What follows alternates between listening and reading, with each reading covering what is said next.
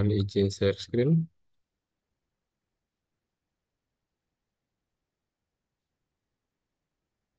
Baik, eh, kami, saya dan Pak Hendro mengangkat pemikiran terkait pendidikan oleh John Dewey. Akan saya mulai terlebih dahulu, nanti akan dilanjutkan oleh Pak Hendro. Untuk kita mulai dari biografinya sendiri, John Dewey ini adalah seorang filsuf dari Amerika Serikat, penganut aliran pragmatisme dalam pendidikan. Saya sebagai filsuf, John Dewey ini juga dikenal sebagai kritikus sosial dan juga pemikir dalam bidang pendidikan. Iya, John Dewey ini lahir pada 20 Oktober 1859 di Burlington, Amerika. Untuk karya-karyanya, sepanjang karirnya, Dewey telah menghasilkan 40 buku dan lebih dari 700-an artikel. Dewey ini meninggal dunia pada tahun 1952. Karirnya eh, sebagai berikut. Secara eh, garis besar adalah dia adalah seorang dokter filsafat dan juga mengajar filsafat. Kemudian pada tahun 1894 dia mengembangkan sekolah.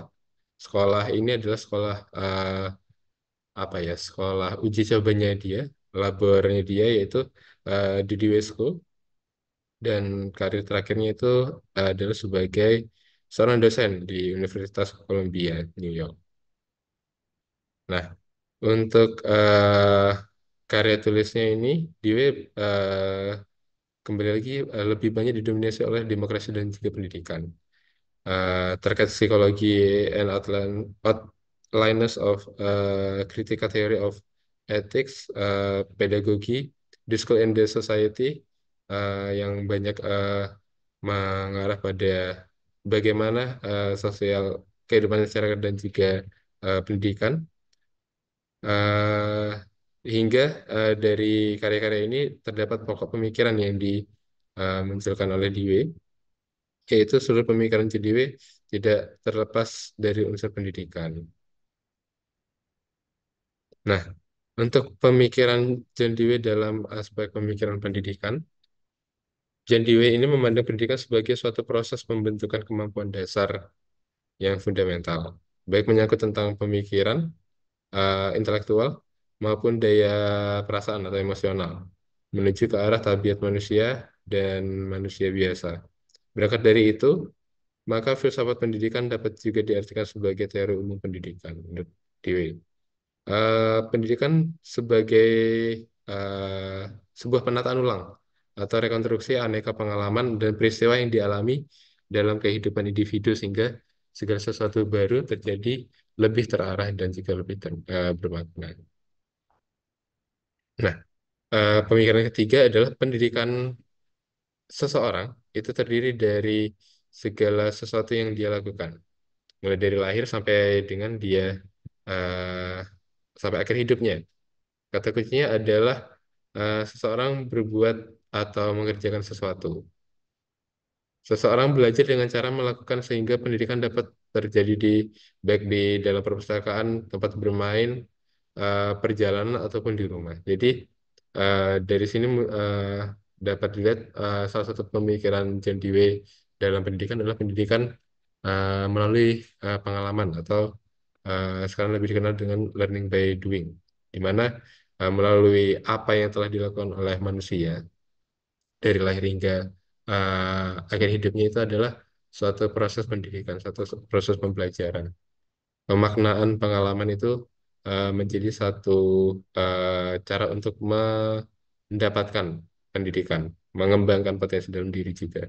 Nah, pemikiran Dewey ini terkait berpikir reflektif, yaitu suatu cara berpikir yang dimulai dari adanya masalah-masalah yang dihadapkan padanya untuk dipecahkan. Nah, kenyataan merupakan suatu masalah. Para ahli ini memandang sebagai masalah besar. Adapun pemecahannya oleh John Dewey adalah dengan menganalisis situasi secara hati-hati dan juga mengumpulkan fakta terlebih dahulu yang diperoleh dan pemecahan apa yang diusulkan dan juga ditetapkan. Nah, pendidikan ini adalah proses pembentukan kecakapan-kecakapan fundamental atau dasar secara intelektual dan juga emosional ke arah alam dan juga sesama manusia. Untuk selanjutnya akan dijelaskan oleh Pak Hendro. Andro udah ada?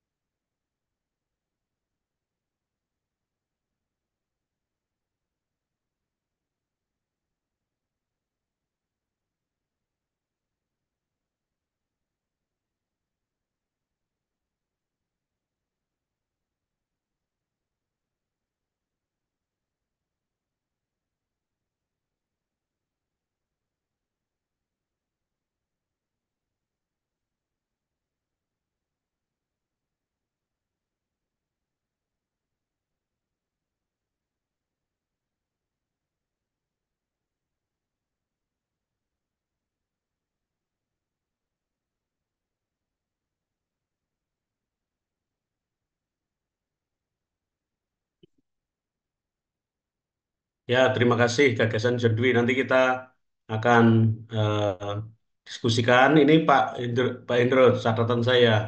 Ini tulisan Pak Indro bagian belakang ini 57% itu diambil dari yang 40% itu dari internet. Tulisannya si Hasbullah. Jadi perlu hati-hati ya menulis itu supaya tidak kelihatan plagiasinya. Nanti apalagi teman-teman S2 itu akan banyak menulis artikel, nanti menulis tesis. Itu sudah saatnya untuk belajar memparafrase sendiri dan punya keberanian untuk berpendapat ya. Bahwa lebih baik keliru pendapatnya karena sebenarnya kita bisa keliru juga menginterpretasi pendapat orang lain daripada mengambil misalnya dari internet yang pendapat orang ya juga belum tentu benar itu karena apalagi kalau dari blogspot, dari tulisan-tulisan itu belum tentu benar. Jadi lebih baik mempunyai kemandirian untuk belajar ya, kemandirian. Ini dari core AC Yuka download itu apa ini? Enggak tahu ini. Pokoknya tulisan lepas panjang tulisannya Hizbullah itu Pak. Tulisannya Pak Hendro bagian belakang 44% itu mengambil itu. Lebih baik diparafrase, dibahasakan sendiri lalu diambil poin-poin pokok dengan bahasa sendiri. Itu catatan ya, itu perlu diperbaiki. Oke, mari kita masuk. John Dewey sebenarnya John Dewey tidak pernah menulis tentang pendidikan progresif.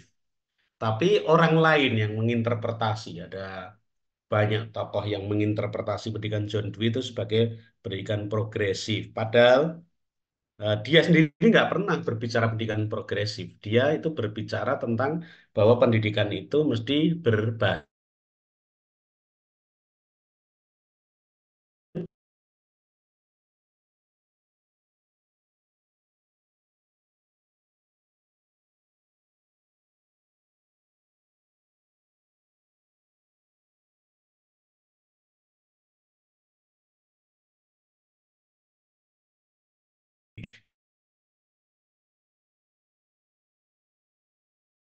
dia tentang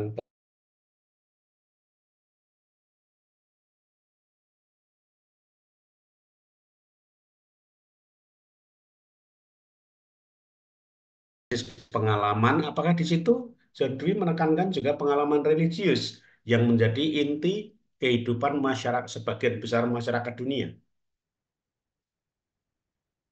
religious education atau nilai-nilai religius. Menemukan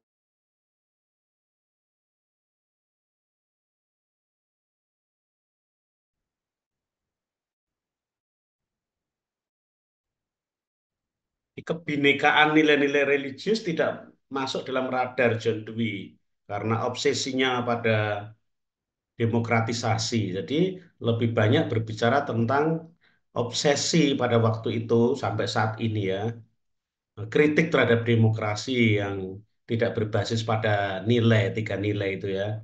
Nilai yang disebut sebagai tradisi nilai di Prancis ya, egalite, kesetaraan, kesederajatan,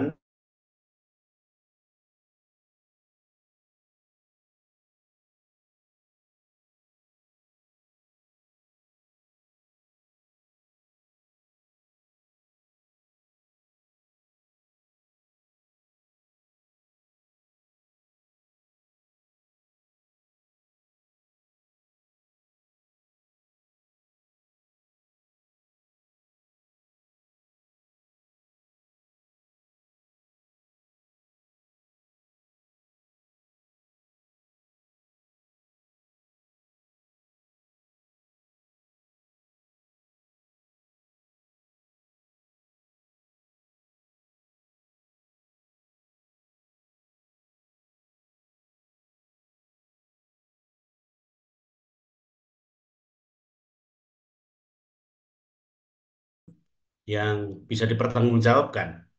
Itu tidak aktif di tengah masyarakat, menjadi pendoa, menjadi apa itu eh, konservasi alam yang di tengah hutan itu nggak terlibat di tengah masyarakat. Tapi itu pada waktu itu tidak masuk dalam radar. Hanya demokratisasi aja hidup dalam kebijakan publik macam itu. Itu John Dewey. Lalu dia bukan seorang progresivis, mengembangkan progresivisme, tapi mengembangkan meliorisme. Melio itu artinya itu berkembang, bertambah. Jadi orang itu kalau dididik mesti bertambah, berkembang. Juga itu nanti diskriminatif terhadap orang-orang yang dalam titik tertentu bisa jadi dianggap nggak berkembang. Padahal semua orang membutuhkan pendidikan ya untuk bersosialisasi, untuk mendapatkan apresiasi, untuk membangun kesadaran sosial, untuk menumbuhkan tanggung jawab segala dengan kemampuannya. Tidak harus tanggung jawab sosial yang terlibat di tengah masyarakat. Itu catatan untuk John Dewey. Teman-teman ada catatan lain? Jadi basic antropologinya yang memahami manusia tidak integral dan tidak holistik. Kalau Jean Piaget menekankan dimensi kognitif, John Dewey mengembangkan pendidikan dimensi psikologis dan sosial. Ada aspek-aspek lain, misalnya aspek spiritual, spiritualitas yang eh, berkebinekaan itu tidak masuk dalam radarnya. Padahal seringkali sensitivitas masyarakat itu justru terletak pada identitas kultural dan religius yang berbineka itu, yang beragam. Itu memandekan partisipasi. Kalau itu tidak digarap dalam proses pendidikan, itu pendidikan hebat sekarang ini, Eropa dan Amerika pun mereka sedang merefleksikan mereka gagal mendidik. Karena mengatakan pendidikan mereka maju, tapi perang di Rusia dan Ukraina itu sampai sekarang nggak berhenti. Perang di Timur Tengah nggak berhenti. Kompetisi saling membunuh di berbagai negara itu nggak berhenti. Itu artinya apa? Pendidikan gagal menjadikan manusia yang manusiawi secara utuh. Jadi manusia tetap menjadikan yang lain objek untuk ambisi, untuk nafsu, penguasaan, kolonialisasi. Walaupun kita berbicara post kolonial, sekarang ini di mana-mana orang bicara post kolonial, belum post karena kolonial itu terus terjadi, kolonialisasi. Post kolonial dari mungkin bangsa tertentu, tapi dalam masyarakat yang namanya koloni gitu ya, kelompok tertentu menindas, mengintimidasi kelompok lain itu selalu ada dan itu membuat kita bertanya tentang lalu pendidikannya apa maknanya kalau membuat orang itu tetap saja hidup dalam kerangkeng atau cara pandang yang mengobjekkan yang lain.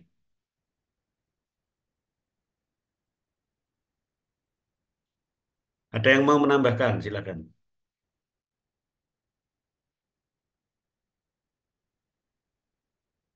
Oke, kita belajar pemikiran John Dewey. Yang lain siapa? Pemikiran siapa? Silakan.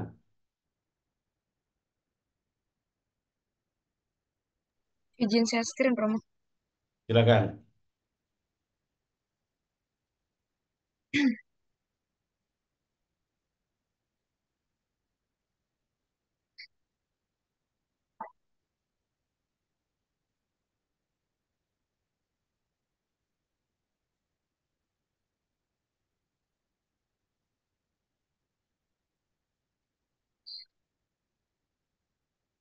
Apakah sudah terlihat, Romo dan teman-teman? Oh ya, saya kok di LMS belum menemukan tulisanmu, Oh Erni iya, dapat belum saya belum submit. kirim, saya belum kirim.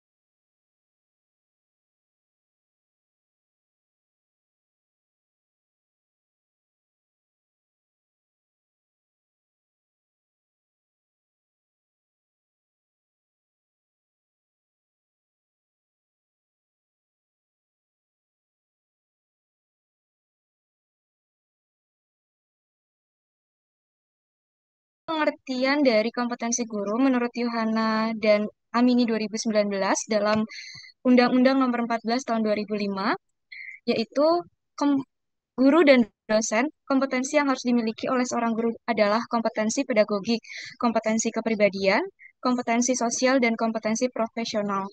Meskipun guru mempunyai semua kompetensi tersebut, akan tetapi tidak ada guru yang mempunyai kemampuan yang sama, baik itu di bidang kognitif maupun kepribadiannya, karena setiap orang itu mempunyai kemampuan yang berbeda-beda.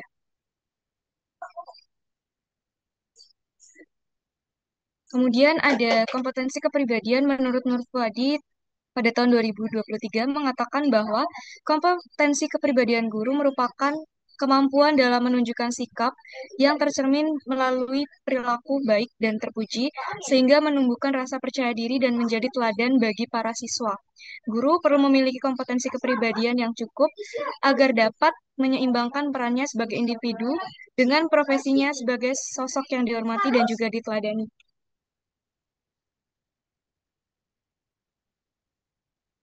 Kemudian ini adalah semboyan pendidikan menurut Ki Hajar Dewantara yang tidak asing lagi.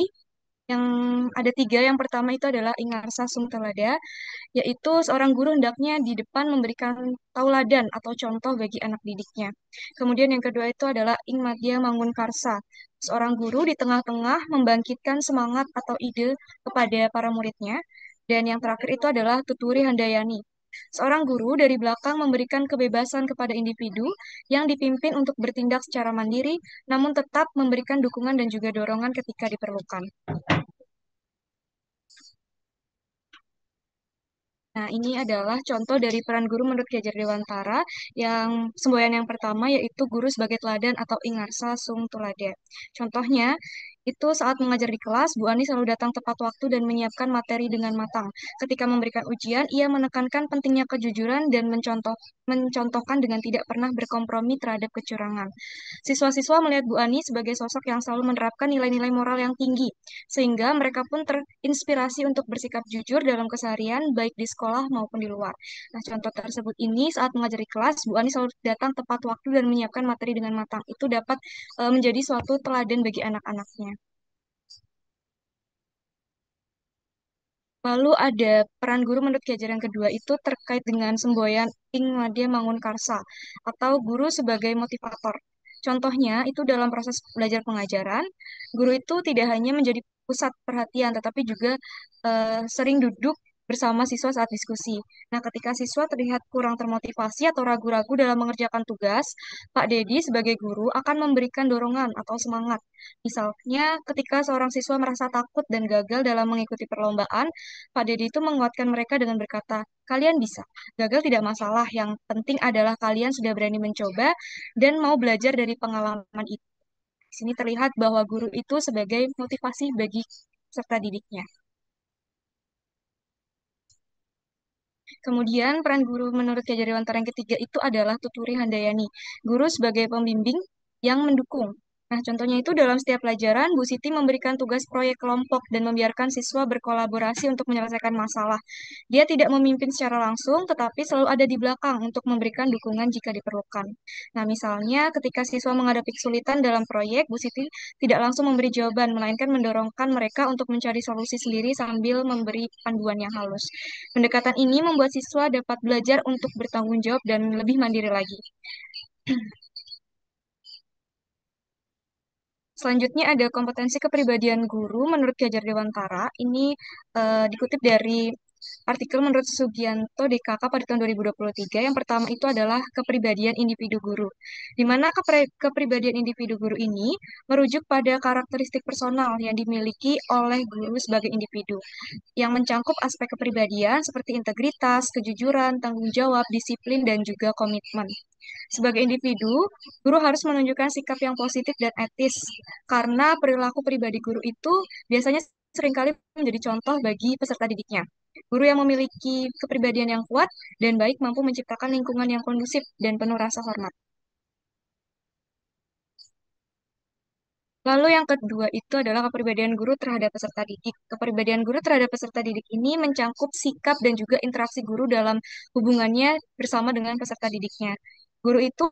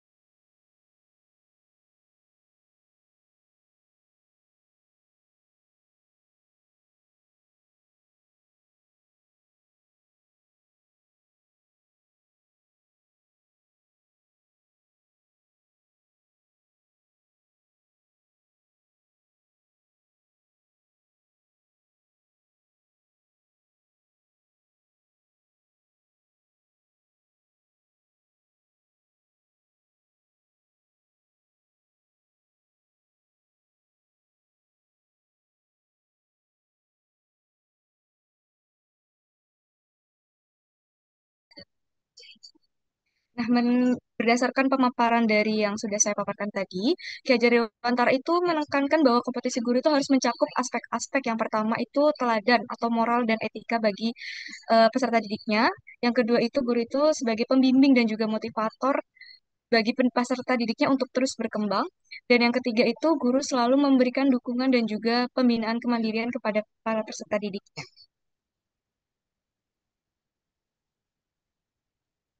Nah, kemudian untuk pendekatan yang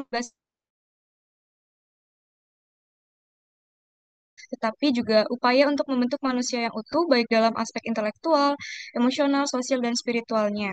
Nah, kompetensi guru yang ideal menurut Ki Hajar Dewantara itu dapat mencangkup kemampuan untuk mendidik, memberi teladan, memotivasi, dan membina kemandirian yang semuanya harus didasari oleh kasih sayang.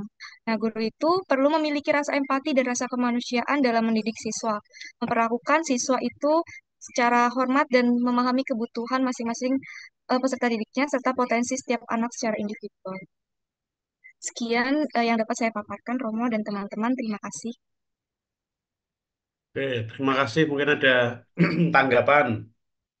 Ini tadi berbicara tentang peran guru ya. Kita masih bisa menanyakan tentang istilah yang dipakai oleh Ki Hajar Dewantara, apakah itu guru atau apa di sana. Lalu, apakah sekolah itu memiliki istilah khusus dalam filosofi pendidikan Ki Hajar Dewantara dan bagaimana proses pendampingan itu diberi istilah-istilah yang khas sesuai dengan filosofinya.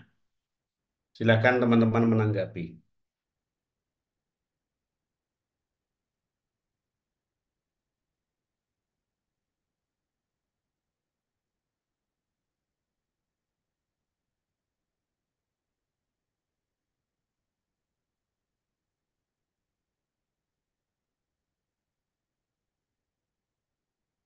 Siapa yang mengerjakan Dewantara yang lain?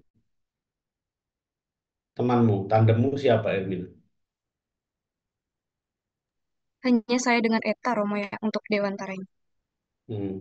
Eta enggak ada. Tidak ada, Romo. Eta sedang sakit. Oke. Ya, teman lain. Nah, kita melihat warisan Ki Hajar Dewantara ya, yang sekarang ini pemikirannya juga digunakan di Finlandia, orang-orang kagum sekolah Finlandia, padahal menggunakan filosofinya Ki Hajar Dewantara.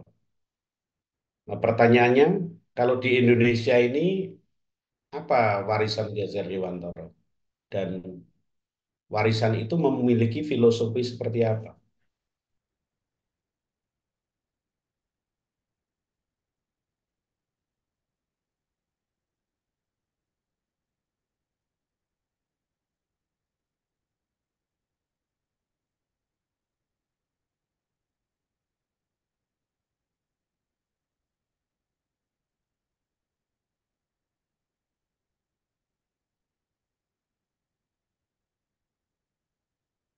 Romo, saya ingin menambahkan, Romo, terkait dengan warisan yang Ki Hajar Dewantara berikan. Itu yang sangat terkenal pada saat ini adalah tentang ini Romo, organisasi Taman Siswa, di mana warisan Ki Hajar Dewantara ini mendirikan Taman Siswa pada tahun 1922, di mana Taman Siswa merupakan lembaga pendidikan yang menekankan pendidikan berbasis budaya dan juga karakter bangsa. Nah, untuk filosofi dari eh, Taman Siswa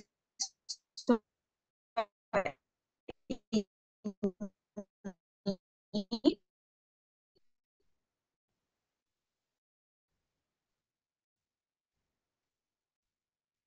itu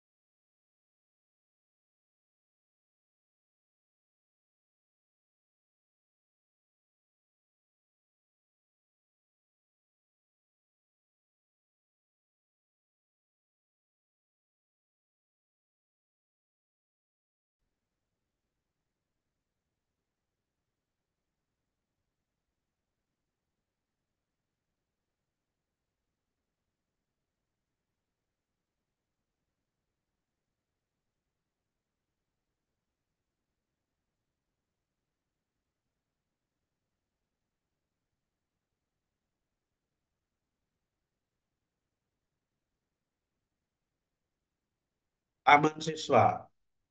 Taman siswa itu warisan Ki Hajar Dewantara. Kenapa pendidikan formal oleh Ki Hajar Dewantara disebut taman? Apa filosofinya?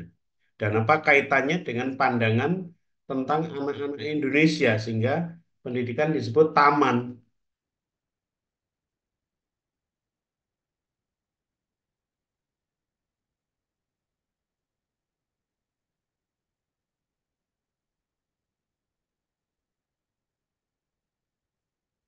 Mengenali dari yang ada dulu ya.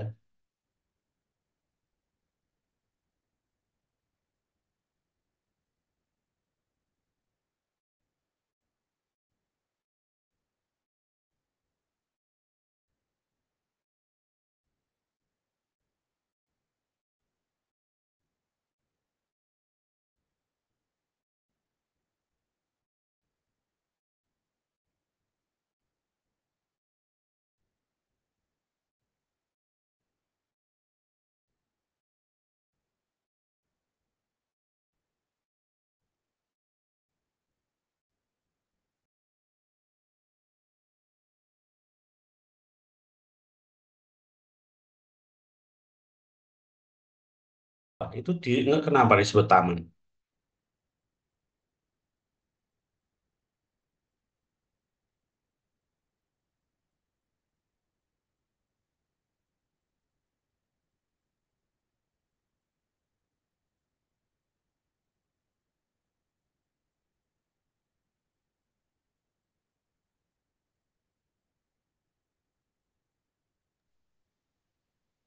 Mohon izin Romo, eh, Silakan. saya ingin mencoba menjawab apabila salah diluruskan.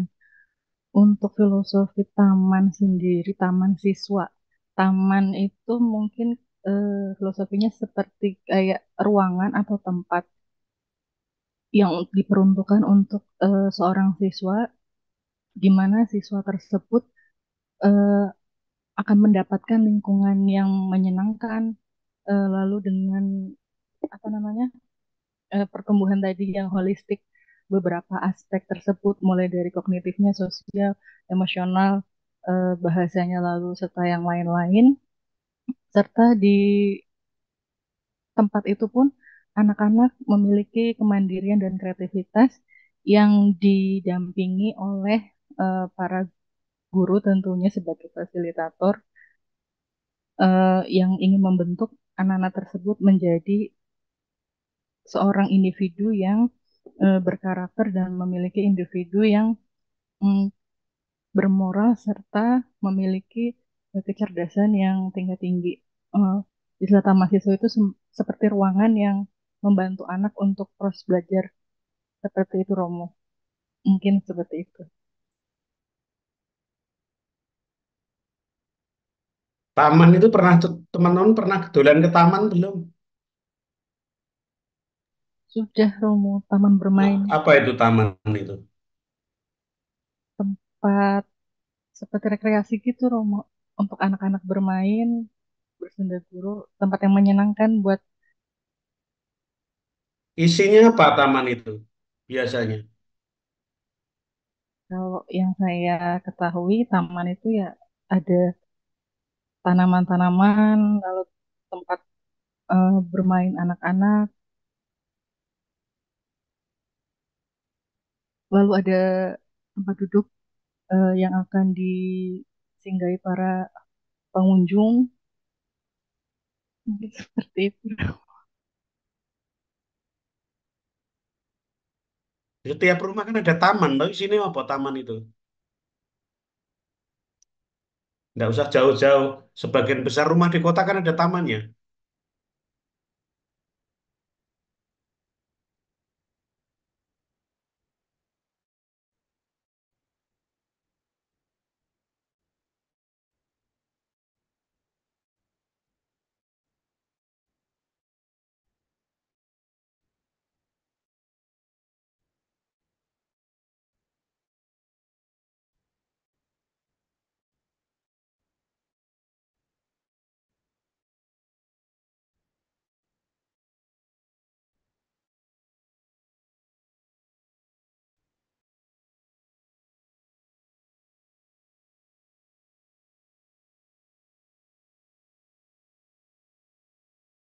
itu berarti tempat untuk menanam banyak bunga, tanaman hias, itu taman.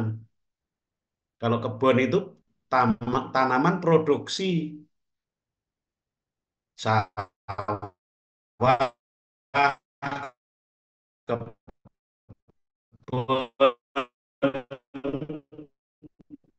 ladang, itu tanaman produksi. Kalau taman itu yang diambil bukan keindahan. Kalau orang menanam di tanam taman apa ya? Ya biasanya taman kan ditanam bunga-bunga. Kalau satu bunga itu namanya bukan taman, namanya perkebunan bunga. Nanti akan dijual. Kalau taman bukan kebunan, taman itu lihat yang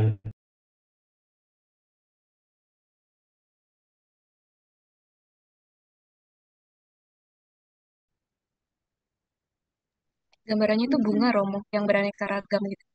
ya, keanekaragaman bunga tanaman hias yang indah. Jadi istilah yang digunakan itu memiliki dimensi estetis yang sangat kuat. Sekolah itu bukan tempat indoktrinasi, pelatihan, tetapi tempat mekarnya bunga-bunga. Nah, anak-anak itu mekar sesuai itu seperti bunga yang mekar sesuai dengan hakikat dan kekasannya.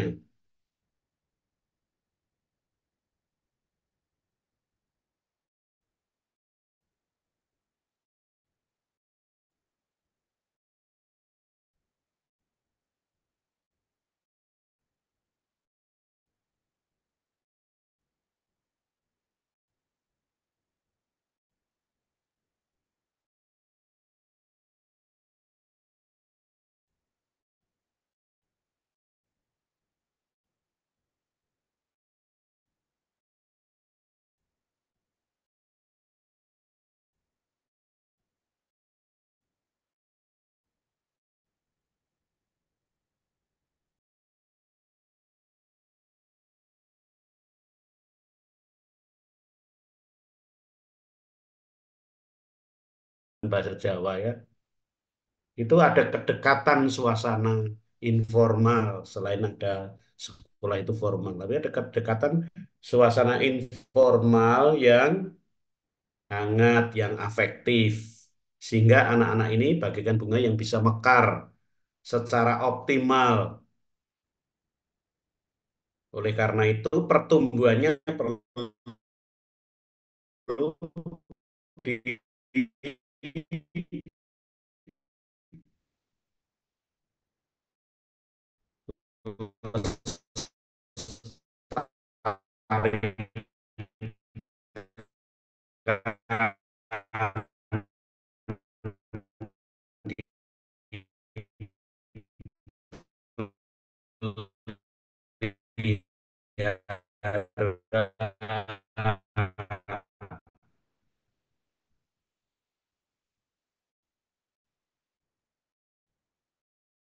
menjadi kekasan menjadi kekasannya masing-masing. Di situ sudah ada diferensiasi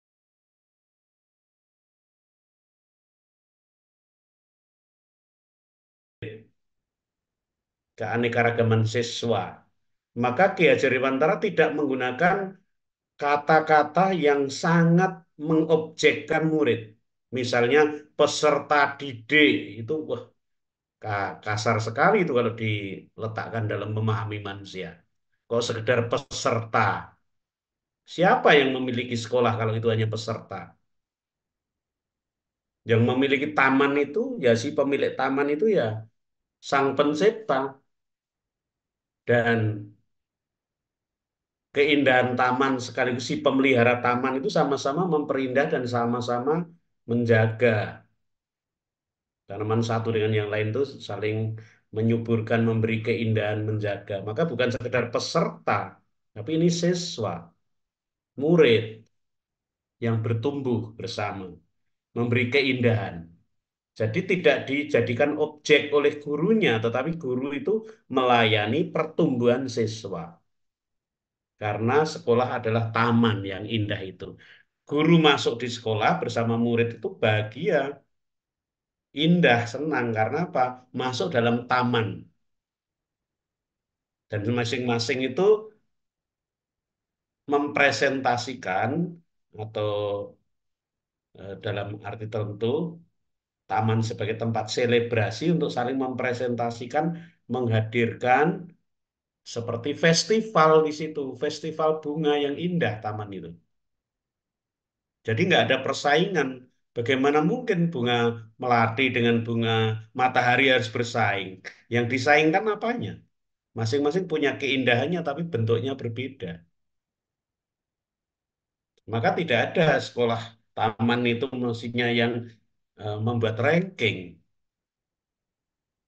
Ranking itu berbahaya untuk menyingkirkan yang dianggap tidak sejajar. Coba kalau bunga matahari dilihat dilombakan dengan bunga melati dalam hal besarnya, yang melati yang tersingkir.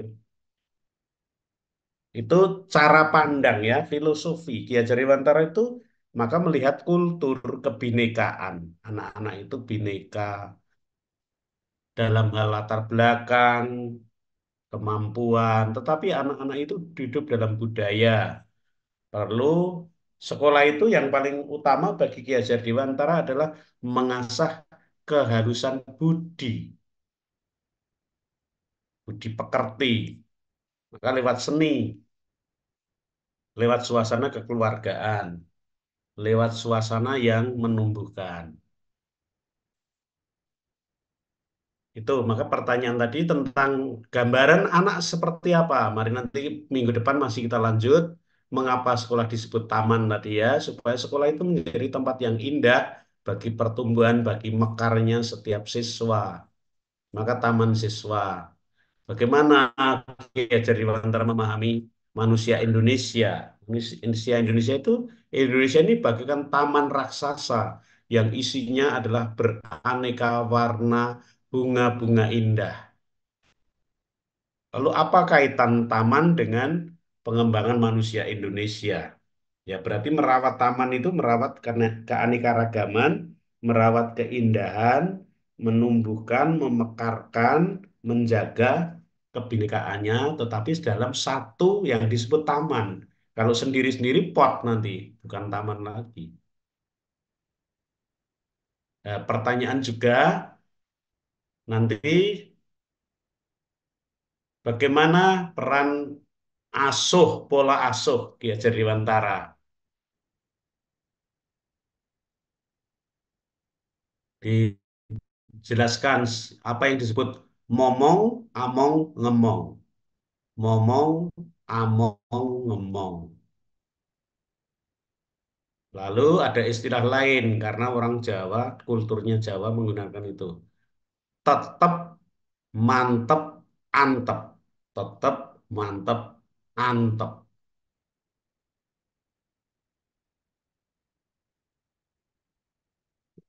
Lalu bahasa Jawa lain, ngandel, kendel, bandel. Bukan bandel ya, bandel. Bandel itu tahan banting.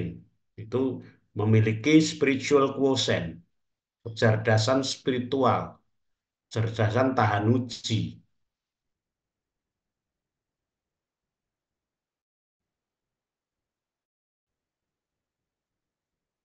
Menyatukan antara civic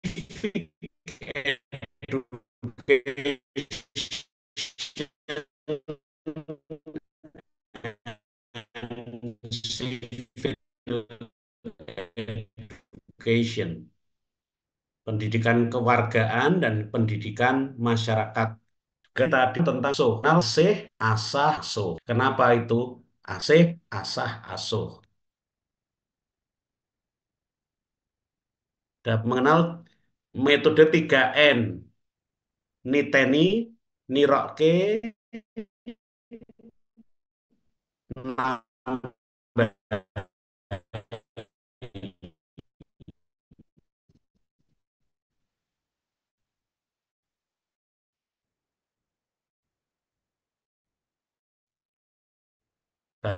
saya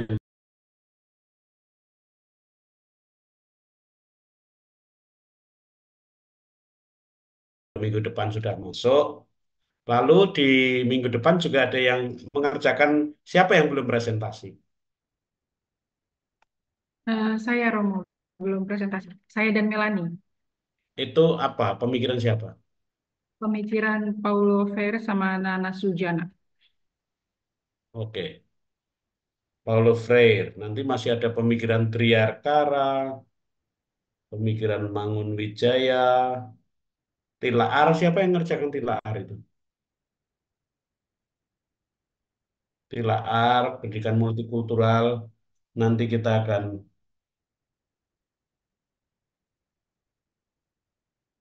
di sana.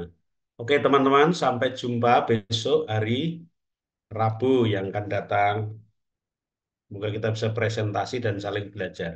Yang tulisannya masih apa turnitinnya ketahuan prosentasenya tinggi, silakan diperbaiki. Di parafrase, kesempatan untuk belajar melatih parafrase, punya keberanian menggunakan bahasa sendiri, menangkap membaca lalu membahasakan sendiri. Kan kita mengenal ya, mengenal diksi, pilihan kata yang tepat, mengenal sinonim, yang kalimat pasif menjadi aktif, yang aktif menjadi pasif, itu parafrase. Ya, kalau kita membacanya makin banyak, memparafrasenya makin mudah. Kalau kita sudah terbiasa membaca, literasi itu membantu kita untuk bisa membahasakan, apalagi menulis. Manusia itu Homo sapiens. Homo sapiens itu apa? Membaca itu mudah lupa kalau tidak menulis. Membaca dan menulis itu satu kesatuan. Semakin banyak yang dibaca, kalau tidak ditulis lupa. Tapi kalau semakin banyak membaca, nanti sering menulis, itu akan mempermudah mengkalimatkan dengan lebih variatif parafrase-parafrase itu. Mohon maaf kalau saya keras ya terhadap yang kadang-kadang hanya copy paste dari sana sini, itu sudah bukan saatnya. Ini kan sarjana. Kalau anak-anak kecil SMA itu ya saya masih memaklumi, bisa saya ingatkan. Tapi kalau sudah tingkat sarjana itu kita sudah belajar itulah. Itu soal harga diri itu, kejujuran itu, integritas itu. Silakan itu diperbaiki. Jangan sampai mata kuliah lain atau bertemu dengan orang lain, apalagi bertemu dengan orang luar ya, di luar kita, lalu masih copy paste macam itu. Oke, terima kasih. Sampai jumpa besok hari Rabu yang akan datang. Romo izin Selamat bertanya, sore. Romo. Silakan. Berarti ingin memastikan kembali, Romo. Berarti untuk minggu depan itu presentasi yang Kak Marta yang belum ini ya, Romo. Hanya itu saja kan, Romo. Dan tugasnya memperbaiki turnit yang masih kelihatannya besar. Seperti itu ya, Oke, Romo. itu betul. Membahasakan ulang, menata yang itu. Kalau ada informasi-informasi baru mau diperbaiki juga boleh. Silakan. Ya. Gitu, terima kasih. Selamat sore. Terima Terima kasih kasih, Romo, Pak. selamat sore. Terima kasih. Selamat sore.